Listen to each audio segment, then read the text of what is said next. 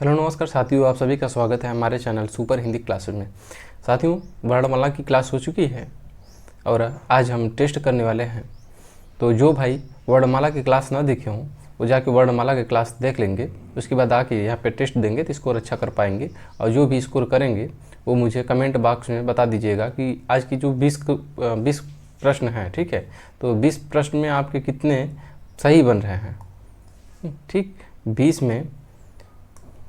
में आपके कितने बन रहे हैं, इस चीज़ को कमेंट में बताइएगा, ठीक है। तो आइए बिना किसी देरी के क्लास को स्टार्ट करते हैं। तो भाषा की पहला क्वेश्चन है, भाषा की सबसे छोटी इकाई क्या है। तो भाषा की सबसे छोटी इकाई वर्ड है, वर्ड या ध्वनि। भाषा की सबसे छोटी इकाई ध्वनि है। अगर पूछी जाए कि भाषा की सबसे बड़ी इकाई क्या है, तो भाषा की सबसे बड़ी इकाई वाक्य है। भाषा की सबसे बड़ी इकाई वाक्य है। अगले क्वेश्चन पे चलते हैं। अगले क्वेश्चन दूसरा नंबर है। दूसरा क्वेश्चन नंबर क्या है, वर्णमाला किसे कहते हैं। वर्णमाला किसे कहते हैं। तो वर्णमाला वर्णों के व्यवस्थित समूह को, वर्णों के व्यवस्थित समूह को वर्णमाला कहते हैं। अगला क्वेश्चन तीसरा नंबर, निम्न में से कौन सी कंठ ध्वनियाँ हैं। बताइए, निम्न में से कंठ ध्वनियाँ कौन सी हैं। कंठ ध्वनियाँ कौन सी हैं। तो जैसा कि मैंने बताया है कि पहला क वर्ग जो है, ये क वर्ग कंठ ध्वनियाँ हैं। च वर्ग तालु ध्वनियाँ हैं, ठीक। तो उसी प्रकार से ये जो क ख, ये क वर्ग के जितने भी वर्ड हैं ये क्या कहलाते हैं, कंठ ध्वनियाँ हैं, ठीक। ये र जो क्या कहलाता है, र लुंठित व्यंजन कहलाता है। कहलाता है लुंठित, लुंठित व्यंजन कहलाता है, ठीक। उसी प्रकार से ये च और ज, ये च वर्ग के जो वर्ण हैं ये तालु से बोले जाते हैं, ठीक है, तालव्य व्यंजन कहते हैं। और ये जो ट ठ है, ये ट ठ ट वर्ग के जो है, ये ट वर्ग की ध्वनियाँ ये मूर्धन्य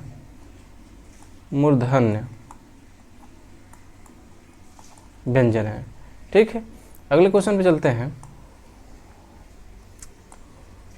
स्थान के आधार पर बताइए कि मूर्धन्य व्यंजन कौन से हैं। तो जैसा कि मैंने बताया कि ये जो ट वर्ग है, ट वर्ग के जितने भी व्यंजन हैं मूर्धन्य व्यंजन कहलाते हैं। ट ठ ड ढ और ये मूर्धन्य व्यंजन है। ये क वर्ग के हैं, ये कंठ ध्वनियाँ हैं।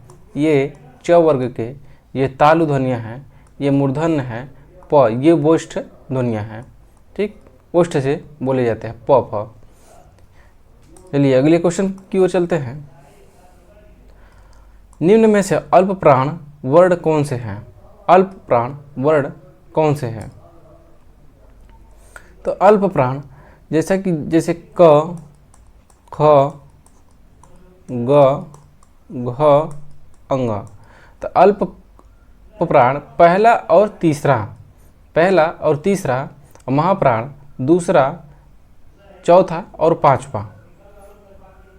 पहला और तीसरा ये क्या कहलाते हैं, अल्प प्राण। और महाप्राण जो कहलाते हैं वो दूसरा, चौथा और पांचवा, ये महाप्राण कहलाते हैं। तो यहाँ पे देखेंगे क और ग ये पहला और तीसरा है, तो ये क और ग क्या कहला है, ये अल्प प्राण। बाकी अ और आ, थ और ध और फ और भ ये क्या है, ये महाप्राण है, ठीक। आगे चलते हैं।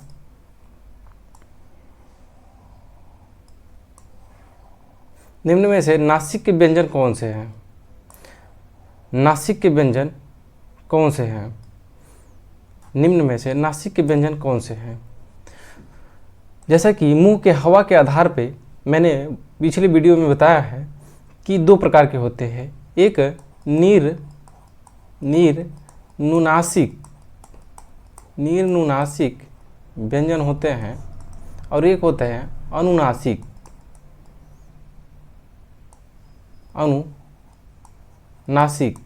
जिसको ठीक नीरनुनासिक कौन होते हैं और अनुनासिक क्या होते हैं। ठीक, तो जैसे कि हवा केवल मुंह से आती है, जैसे अ, आ, ई, इस प्रकार से जिस वर्ड का उच्चारण करने पर हवा केवल मुंह से आता है, तो इस प्रकार के वर्ड जो कहलाते हैं वो नीरनुनासिक कहलाते हैं। अनुनासिक किसको कहते हैं? अनुनासिक जिनका उच्चारण करने पर हवा मुंह और नाक दोनों से निकले। तो ऐसे कौन से वर्ण है? जैसे अ के ऊपर चंद्र बिंदु लग जाए, आ के ऊपर चंद्र बिंदु, ठीक, और ई के ऊपर चंद्र बिंदु, इस प्रकार के वर्ण नासिक व्यंजन किसको कहते हैं? तो नासिक व्यंजन अंग, ञ, अड़, न और म, ये इस प्रकार के वर्ण नासिक के व्यंजन कहलाते हैं। ठीक, नासिक। तो ये जो ञ है ये नासिक व्यंजन है। अगले क्वेश्चन की ओर बढ़ते हैं। ए और ए वर्ड क्या कहलाते हैं? तो ये इसे कंठ तालव्य कहते हैं। ए जो बना है ये अ धन ई से बना है ए, तो अ को कहते हैं कंठ और ई को कहते हैं तालु। जब दोनों को जोड़ देंगे तो ये हो जाएगा कंठ तालव्य। ठीक, अगले क्वेश्चन पे चलते हैं। ये रहा 8वां क्वेश्चन। हिंदी वर्णमाला में अयोग वाह कौन से हैं? हिंदी वर्णमाला में अयोग वाह कौन से हैं? तो हिंदी वर्णमाला में ये अ और औं और अह ये दो अयोग वाह हैं। ठीक, बाकी अ आ जो बोले जाते हैं ये कंठ से बोले जाते हैं और ई जो है ये तालु से और ऊ ये ओष्ठ से बोले जाते हैं। तो जो राइट आंसर हो जाएगा वो ऑप्शन नंबर डी राइट हो जाएगा, ये अयोगवाह वर्ड है। अगले क्वेश्चन की ओर चलते हैं।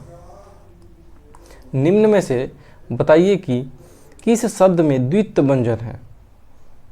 बताइए कि द्वित्व व्यंजन किस में है? तो इसमें दिल्ली में ल 2 बार है, तो इसमें द्वित्व व्यंजन है। ठीक, तो द्वित्व व्यंजन किस में है? दिल्ली में। चलिए अगले क्वेश्चन की ओर चलते हैं।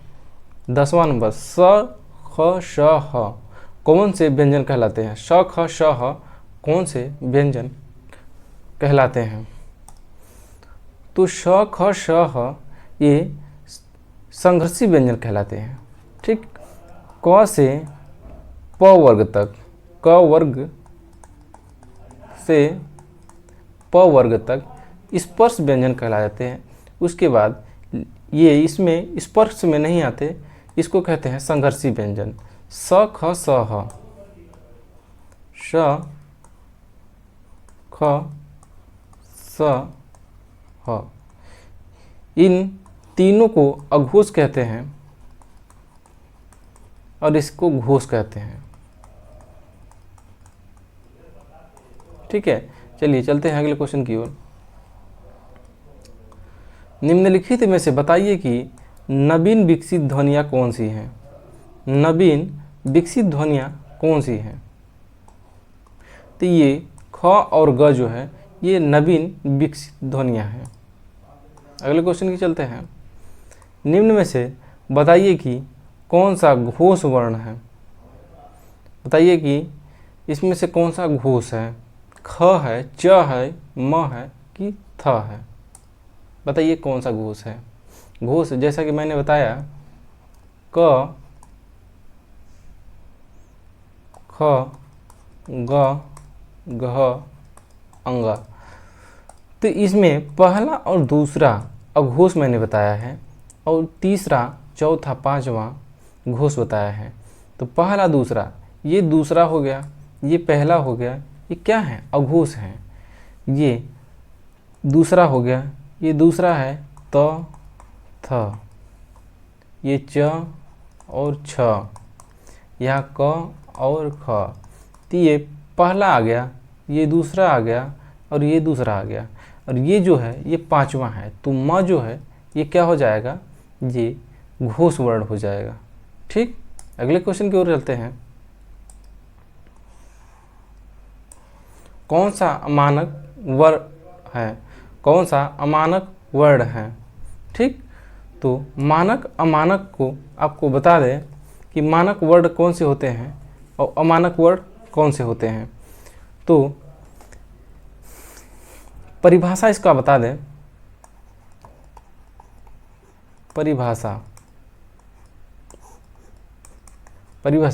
वे सभी प्रकार के वर्ण जो मानक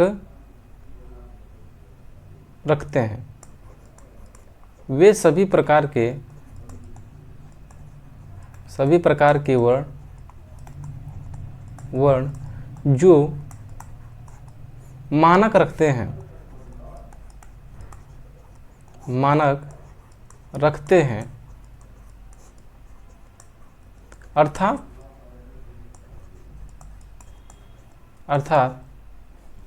वे वर्ण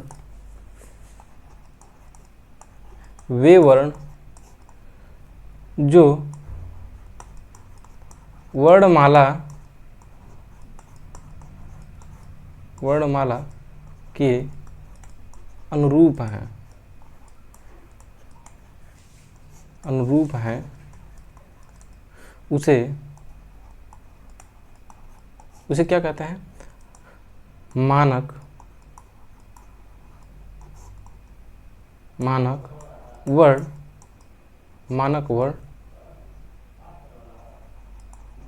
कहलाते हैं।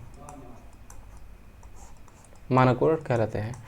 जो वर्णमाला के अनुरूप हैं उसे इनकी संख्या 52 है। कितनी है, 52। 41 व्यंजन और 11 स्वर है।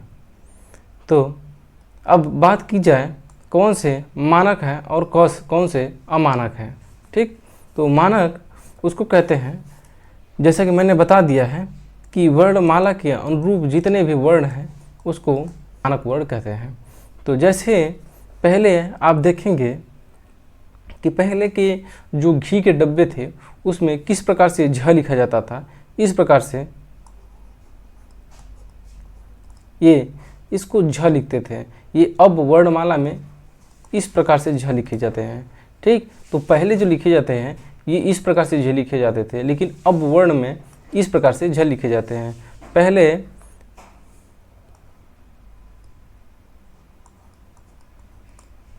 ये इस प्रकार से अ लिखे जाते हैं, लेकिन अब अ इस प्रकार से लिखे जाते हैं। पहले इस प्रकार से छ लिखे जाते थे, अब छ इसी को इस प्रकार से लिखा जाता है। ठीक है, जो कोई भी भाई साथी जो हमारे हैं वो हंस को इस प्रकार से लिखते हैं, हंस, ये गलत है, जो कि हंस इस प्रकार से लिखा जाता है। ठीक है, कितने भी साथी इस प्रकार से स्थाई लिखते हैं, स्थाई, ये अमानक है, जबकि स्थाई इस प्रकार से लिखा जाएगा जो कि ये मानक है, और ये क्या है, अमानक है। उसी प्रकार से हंस जो लिखा है ये अमानक है, मानक इस प्रकार के हैं। भ जो इस प्रकार से लिखे जाते हैं, झ अब इस प्रकार से लिखे जाते हैं। हाँ, झ पहले इस प्रकार से लिखे जाते हैं, अब झ वर्ण में इस प्रकार से लिखे जाते हैं।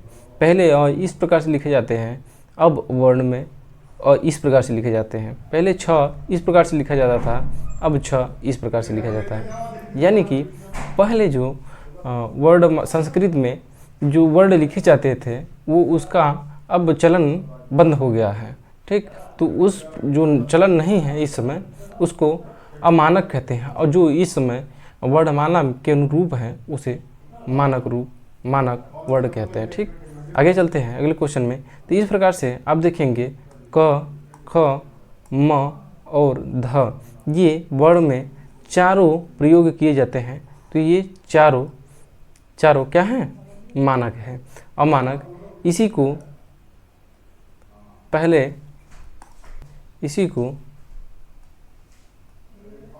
इस प्रकार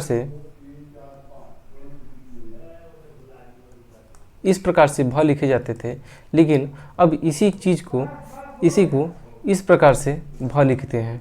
ठीक, तो ये क्या है? अमानक है, और ये क्या है? मानक है। ठीक, चलिए चलते अगले क्वेश्चन की ओर। ये रहा अगला क्वेश्चन, ये 14 नंबर का। ठीक, ये मानक है, ये गलत क्वेश्चन आंसर दिया है। चलिए अगला क्वेश्चन देखिए। क ग ज फ ये ध्वनियाँ किसकी हैं? तो क ग ज फ जो ध्वनियाँ हैं ये अरबी फारसी ध्वनियाँ हैं। ठीक, क ज फ ये अरबी फारसी ध्वनियाँ हैं। अगले क्वेश्चन की ओर चलते हैं। 15, हिंदी में मूलतः वर्णों की संख्या कितनी है? हिंदी में मूलतः वर्णों की संख्या कितनी है?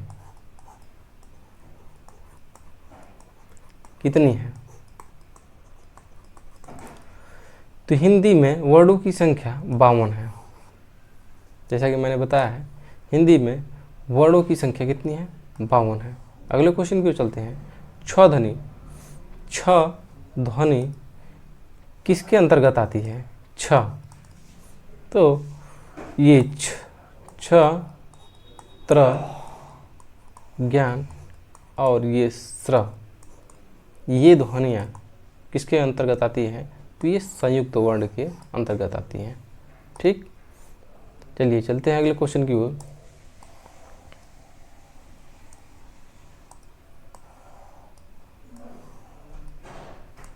हिंदी शब्दकोश के छ का क्रम किस वर्ण के बाद आता है? तो छ का क्रम के किस वर्ण के बाद आता है? तो छ, क,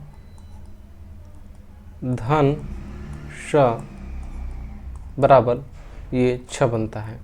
तो ये क के बाद आता है। ठीक, तो ये क्रम किस वर्ण के बाद आता है? तो ये क के बाद आता है। ठीक, इस प्रकार से ऑप्शन नंबर ए राइट हो जाएगा। अगले क्वेश्चन पे चलते हैं। ज्ञ वर्ण किस वर्णों के संयोग से बना है? ज्ञ, ये जो ज्ञ है ये किस वर्ण के संयोग से बना है? तो जो ज्ञ बना है, ज्ञ, ये ज, धन, य से ज्ञ बना है। ठीक, तो ये ज, धन, ज्ञ, जैसे कि मैंने बताया कि क, धन, श से क्या बना है? ये श बना है। त, धन, र से क्या? अगर आप इस प्रकार से लिख देंगे, इस प्रकार से, तो ये अमानक है। ठीक, त्र से लिखा जाएगा। ठीक, अगले क्वेश्चन पे चलते हैं। अघोष वर्ण कौन सा है? ठीक, अघोष वर्ण कौन सा है? अ, ज, झ, ह कि स? कौन सा अघोष वर्ण कौन सा है? बताइए। तो ये जो डी ऑप्शन है ये आपका राइट हो जाएगा। स ये आपका अघोष वर्ण है। ठीक, अगले क्वेश्चन की ओर चलते हैं। ये लास्ट क्वेश्चन है 20वां। घ का उच्चारण स्थान कौन सा है? तो घ ये क वर्ग के हैं, क वर्ग के हैं। तो क वर्ग के जितने भी व्यंजन हैं वह कंठ ध्वनियाँ हैं। तो ये कंठ हो जाएगा। ये ऑप्शन नंबर डी हो जाएगा। इस प्रकार से आज के 20 क्वेश्चन हुए। 20 में से आपके कितने क्वेश्चन बने ये कमेंट बॉक्स में बता दीजिएगा। और अब मिलेंगे कल अगले वीडियो में।